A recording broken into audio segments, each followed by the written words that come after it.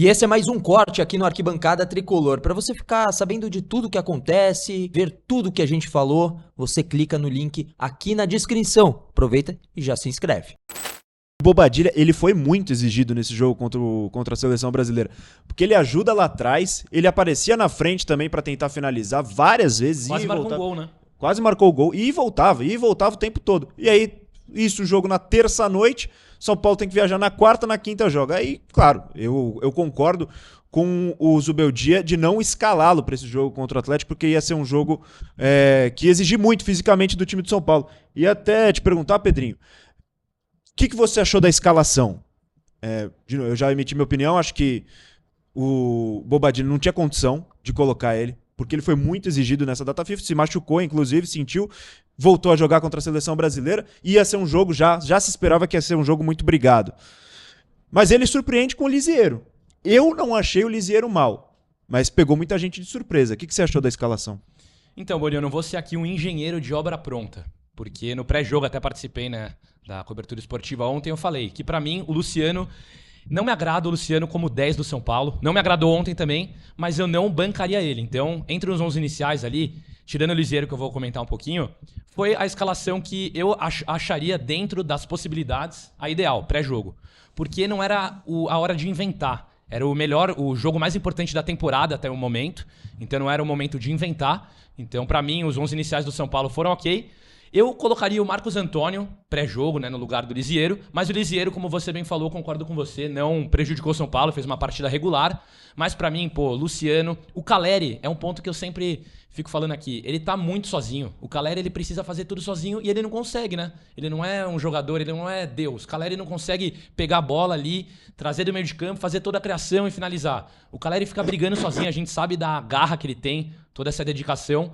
E ontem a gente viu isso, ele era acionado na área ali, mas a marcação do Atlético estava muito pegada, o Atlético estava jogando muito ali também na retranca um pouco, e foi muito difícil essa criatividade. Então, entre os 11 iniciais, na minha opinião, foi uma escalação dentro das possibilidades que o Zubeldia tinha, ok. O Lisieiro surpreendeu quando eu tava ali, né, nos arredores da Arena MRV, eu não tinha visto a escalação logo que saiu, só uns 10 minutinhos depois o pessoal comentou, Lisieiro titular.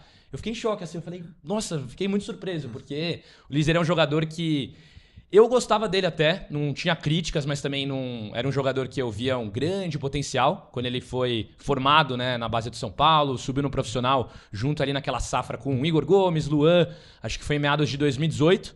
Aí, depois ele foi emprestado, todo mundo esqueceu do Lisieiro, e quando ele voltou, curioso, muito torcedor falou, né, Boni? Lisieiro voltou, muita crítica nele, enfim. E o Zubeldia escalar ele entre os 11 iniciais, numas quartas de final de Copa do Brasil, mostra que no CT, né, nos treinamentos ali, ele tá jogando um bom futebol e ontem não desempenhou um mau futebol. Foi ali regular, mas pra mim o ponto principal é que falta criatividade no São Paulo. Ele não tinha peças. Então, os 11 iniciais pra mim agradou, mas dentro do jogo a gente vai comentar um pouquinho, né? No decorrer da partida, demorou muito pra mexer, Tinha peças ali, principalmente ofensivas. Sim. Tinha que mudar o jeito de jogar. O jeito do São Paulo tava muito engessado, não tava dando certo. Ficou insistindo e deu no que deu. Já vou passar a bola pro Kaique pra ele falar da escalação inicial também, que pegou muita gente de surpresa. Só um destaquezinho, eu acho que o Lisieiro ter entrado, claro, é uma avaliação do Zubeldia também, mas é consequência da falta de planejamento de São Paulo nessa janela. Porque se tivesse um volante sido contratado antes, já poderia estar disponível para o jogo de ontem.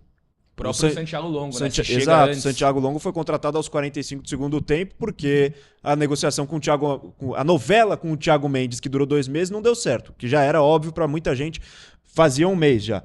Então, os dois foram contratados, o Santiago Longo e o Jamal Lewis, aos 45, não ficaram disponíveis para o jogo. Inclusive, tem uma hora que o Wellington sente que ele fica caído no chão por bastante tempo, eu falei, não vai ter lateral esquerdo reserva. O São Paulo Futebol Clube. Não tem lateral esquerdo reserva. Improvisar um lateral esquerdo é inaceitável. Isso há 9 meses. Bom, essa tecla a gente já vem batendo há muito tempo, do lateral esquerdo, mas o Lisieiro ter jogado também é consequência da falta de planejamento. Isso que eu não achei que ele foi mal, repito, acho que ele foi bem. Para mim foi o melhor jogador do primeiro tempo, você destacou o Alan Franco, mas eu acho que o Alan Franco no primeiro tempo foi mal. Ele foi mal e ele volta melhor no segundo tempo.